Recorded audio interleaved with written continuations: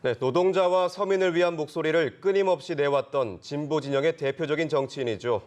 정의당 노회찬 의원이 오늘 세상을 떠났습니다. 갑작스러운 사망 소식에 많은 분들이 큰 충격을 받은 하루였는데요. 노 의원의 빈소에는 애도의 물결이 이어지고 있습니다. 이 소식 조혜진 전 새누리당 의원, 박창환 장한대 교수와 함께 짚어보겠습니다. 두 분 어서 오십시오. 어서 오십시오. 반갑습니다. 네, 그야말로 충격적인 하루였습니다. 늘 어려운 일에 먼저 나서서 목소리를 내시는 용감한 정치인이기도 했었고 또 대중적인 정치인이었기 때문에 이런 선택을 하리라 예상하지 못했었는데요. 예. 어떻게 보셨습니까? 대부분 다 충격을 받았을 겁니다. 네. 사실 뭐 일부에서 그런 말씀하는 분들도 있었는데 지금 여러 가지 사건으로 수사를 받고 있거나 재판을 받고 있거나 하는 분들 중에는 뭐 단위가 몇 억 또는 그 이상으로 혐의를 받고서 그 의혹 가운데서 있는 분들도 그러면서 또 이제 부인하고 이제 인정하지 않고 하는 분들도 많은 우리 세태가 그런데 예.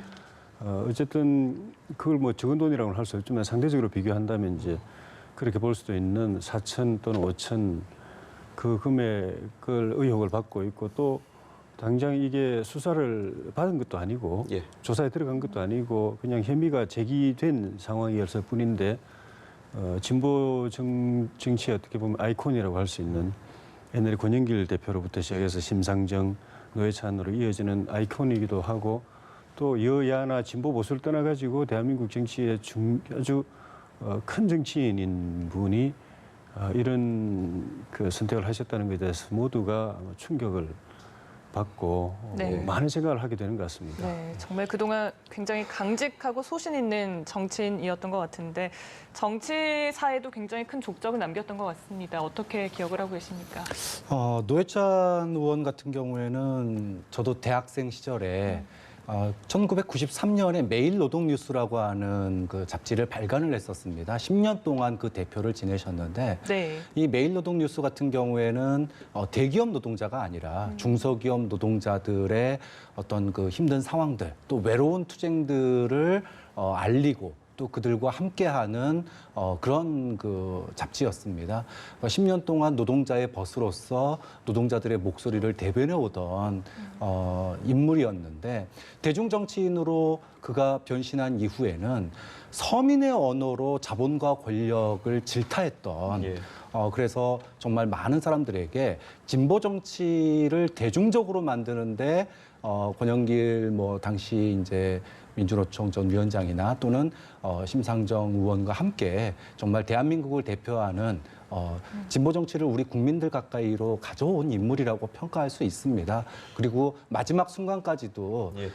반올림이라든지 또 KTX 여승무원들이라든지 그들과 함께했던 모습이 여전히 생생한데 네. 정말 믿기지 않는 그런 충격적인 일이었습니다. 네. 네, 말씀하신 대로 서민의 언어로 노동자의 목소리를 대변했던 이런 정치인이 극단적인 선택을 한 데에는 불법 정치자금 수수 의혹을 받고 있는 가운데 이뤄진 일입니다. 예. 어떤 의혹을 받고 있는지 일단 짚어주시겠습니까? 그 보도된 대로 그 드루킹 그 경공모로부터 언론에 보도된 건 이제 5천만 원, 예, 그것도 그 본인은 이제 유세에서 4천만 원이라고 했고 일부 보도에서는 또 4,600만 원 이렇게 나왔는데 네. 4천에서 5천 정도겠죠. 그것을 경공모 회원이면서 드루킹의 측근인 도모 변호사, 예. 이번 그 대선 이후에 오사카 총영사 이야기가 나왔던 도모 변호사가 노회찬 원내대표하고 고등학교 동기입니다. 친구입니다. 그 친구를 통해서 이렇게 전달받은 것, 그것이 의혹이 이제 제기가 돼가지고 이제 수사를 아직 이제 소환이 되거나 네. 직접 수사를 받지는 않았는데 그런 의혹이 제기된 상황에서 이런 일이 벌어졌는데 좀 전에 이제 박 교수님 말씀하신 것처럼 참 국민들이 안타까워하는 거는 노회찬 원내대표가 진보지만은 이념형 지금 옆에서 이제 지켜볼 때 그분이 쭉 정치를 해온 과정을 보면은 이념형 정치인이라기보다는 민생형 정치인, 생활형 정치인, 예. 대중 친화적인 그런 진보, 네. 민생 진보, 생활 진보를 해왔던 그런 분이고 진보라고 하면 좀 과격하고 또는 급진적이고 뭐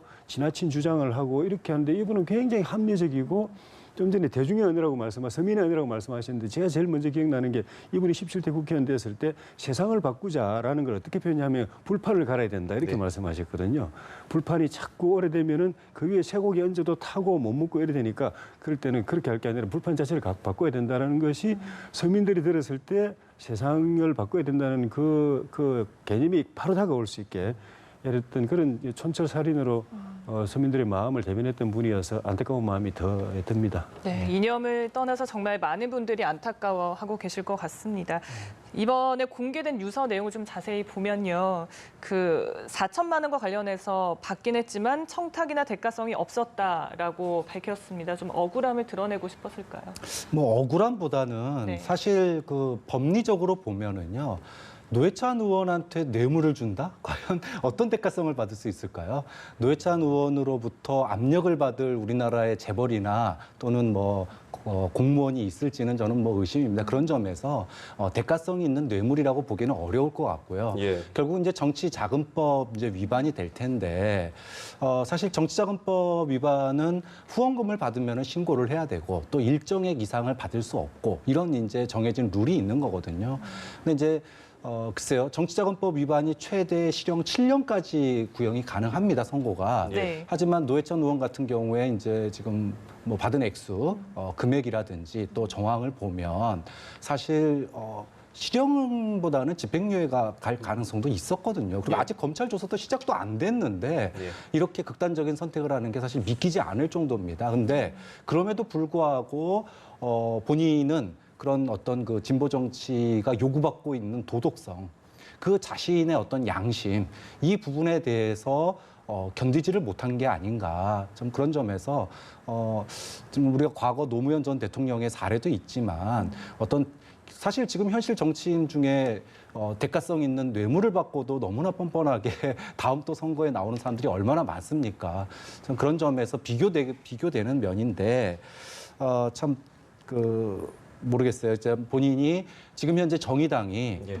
지지율이 지금 뭐 제 야당 중에서 가장 높은 그런 상황으로 가고 있는 마당에 본인의 어떤 양심 내부의 목소리를 결국은 이기지 못하고 이제 극단적인 선택을 하게 됐는데 오히려 그 점이 국민들을 더 가슴 아프게 하는 것 같습니다. 네. 네, 스스로에 대한 도덕적 기준이 높았다고 봐야 될 것 같은데요.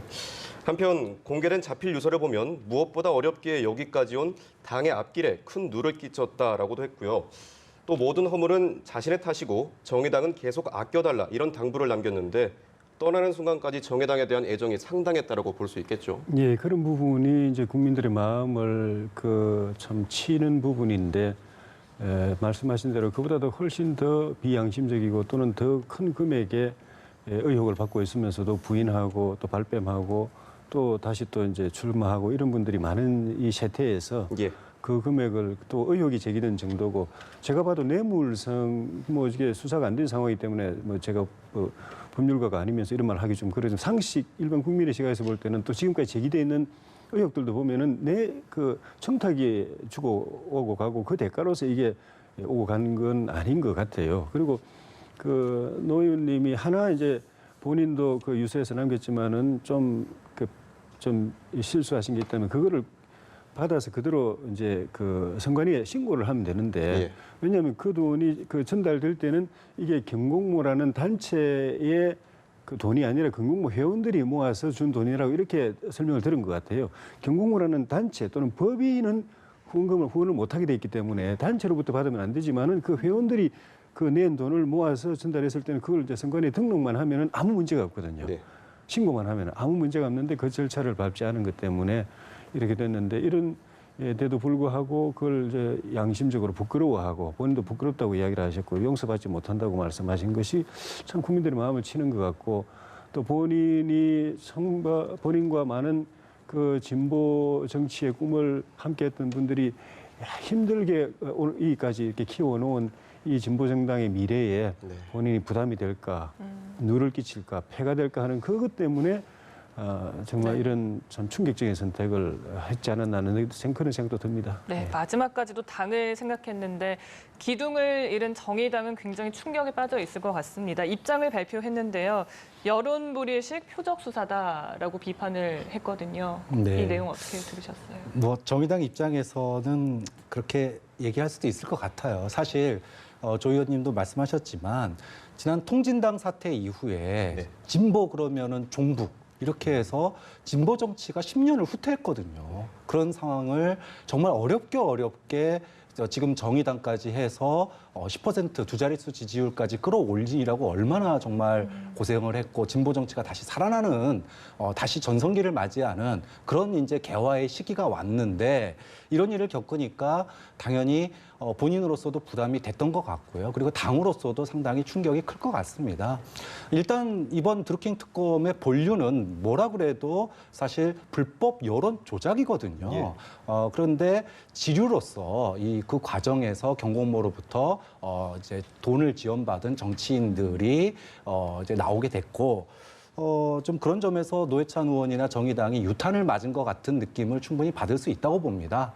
하지만 노회찬 의원이 스스로 극단적인 선택을 해가면서까지 정의당에 대한 지지를 호소하고 또 정의당이 그걸 받으려면 다시는 이런 일들이 정의당에서 발생하지 않겠다라고 하는 내부적인 성찰의 계기 그리고 국민들과 더 약속을 하는 그런 계기로 삼아야 된다고 생각을 해요. 네. 네, 알겠습니다. 또 특검도 당혹스럽기는 마찬가지일 텐데요. 이번 사안이 수사에 어떤 영향을 미칠까요? 좀 전에 이제 허익범 특검이 고개를 들지 못하고 물론 본인들이 조사를 하거나 또는 조사 과정에서 좀 무리한 일을 해서 심리적인 압박을 받아가지고 극단적인 선택을 한 거는 아닌데도 불구하고 네. 정말 고개를 못 들 정도로 저렇게 애통해야 하는데 이 사건 자체는 좀 전에 이제 보도에도 있었지만은 본인이 이제 사망했기 때문에 공소권 없음으로 이제 종결되는데 네. 그 박 교수님 말씀처럼 이 사건은 그 특검의 본류가 아니거든요. 특검의 본류는 이제 댓글 조작 또는 그 배후 이런 것들을 규명하는 것이고 특검법에 이제 그 조사하다가 파생돼서 나오는 거 있으면 그것도 조사할 수 있다라고 돼 있다 보니까 이것도 본류가 아니지만 거기서 파생된 거기 때문에 이제 조사 이제 앞두고 있는 그런 상황이었는데 그래서 특검의 본류 이제 수사는 이제 댓글 조작하고 또 그 과정에서 배후가 있는가 또는 그 과정에서 어떤 불법적인 자금의 흐름이 있는가 이런 부분이기 때문에 이 부분에 대한 수사는 그대로 진행이 될 것 같고 또 시간이 그렇게 특검 활동 기간이 많이 안 남았기 때문에 조금 충격을 사기고 그다음 또 본래대로 또 수사를 박차를 가하지 않겠는가 네. 그런 생각이 듭니다. 다만 한 가지 또 주목되는 것이 과거 드루킹 김동완 씨가 SNS에 남긴 글이거든요. 그 내용을 보면 노회찬 의원뿐 아니라 다른 정치인들의 이제 이름을 거론을 하면서 한 방에 뭐 날려버리겠다 이런 협박성 글을 올렸는데 과연 이번 사건의 파장이 어디까지 미칠까 이 부분도 좀 궁금하거든요. 그 실명도 거론되고 했지만은 그 발언만 가지고 검찰이 특검이 수사에 착수할 수는 없는 것이고요.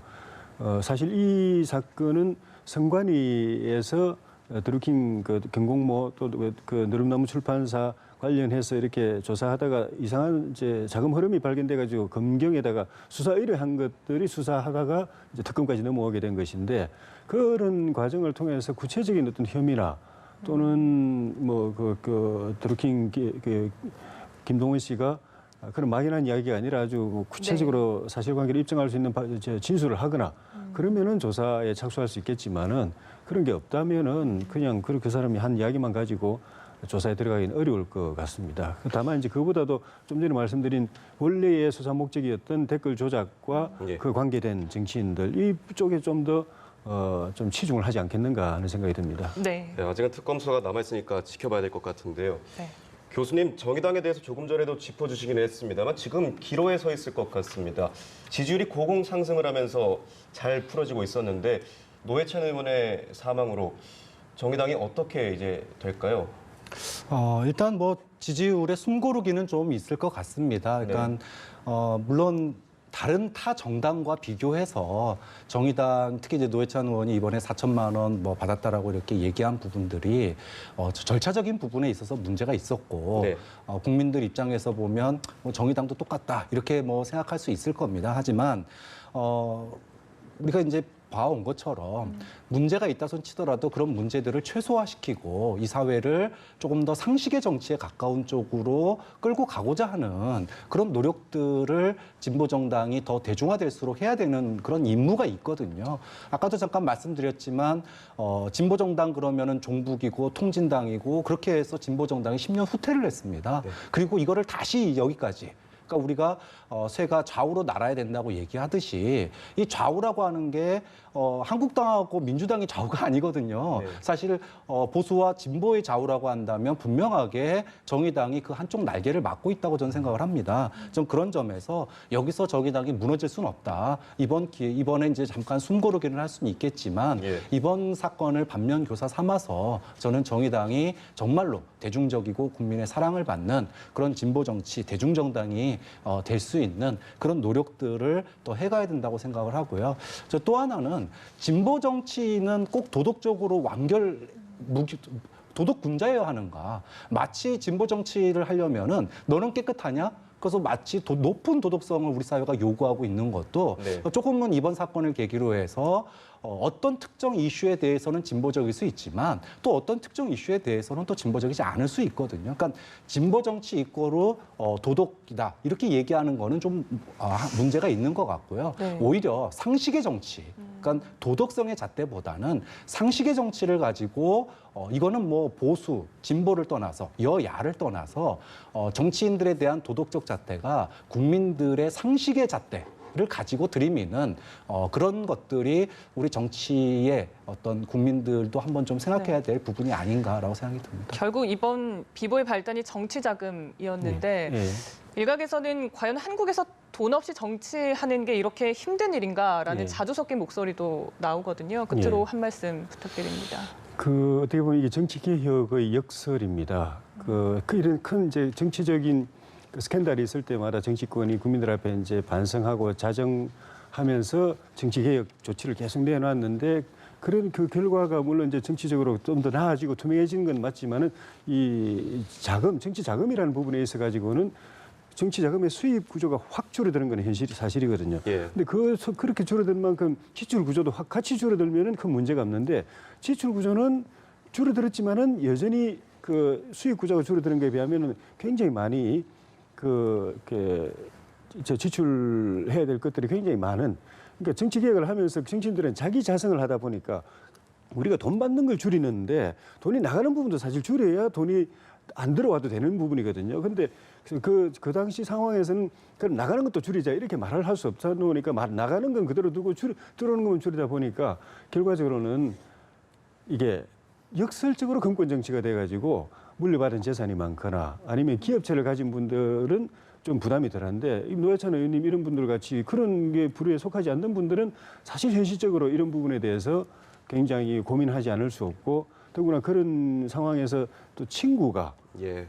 또 경공모 회원들이 모아가지고 한 푼 한 푼 모아서 이렇게 준다고 하면은 전달한다고 하면은 이게 또 이게 그 경계 그 담이 살짝 이렇게 무너지는 예. 그런 상황이 있기 때문에 정치인들 입장에서는 정치인들이 받을 수 있는 정치 자금의 수익 구조도 확 줄이되 지출할 수 있는 것도 같이 줄여줘야 이런 그 정말 훌륭한 정치인, 좋은 정치인이 이런 네. 일로 참 이렇게 국민들로부터 떠나가는 이런 일이 좀 적어지지 않겠는가 하는 그런 생각도 해봅니다. 네, 한 말씀. 네. 사실 불과 얼마 전까지만 하더라도 정경유착으로부터 자유로운 정치인 찾는 것도 사막에서 바늘 찾기만큼 어려운 시절도 있었거든요. 예. 근데 이제는 그걸 좀 벗어났지 않습니까? 노회찬 의원의 이번에 비극적인 죽음이 헛되이 돼서는 안 된다고 생각해요. 보수 진보를 떠나서 여야를 떠나서 이번 사건을 계기로 해서 상식선에서 정치 자금이 어떤 관행이 만들어지는 그래서 정치권 모두가 이번 사건을 계기로 해서 정치 자금의 어떤 그 절차 또 과정 이런 거에 대해서 다시 한번 바라보는 계기가 됐으면 좋겠습니다. 네. 알겠습니다. 오늘 말씀 여기까지 나누겠습니다. 지금까지 조혜진 전 새누리당 의원, 박창환 장한된 교수와 함께했습니다. 고맙습니다. 네, 고맙습니다. 고맙습니다.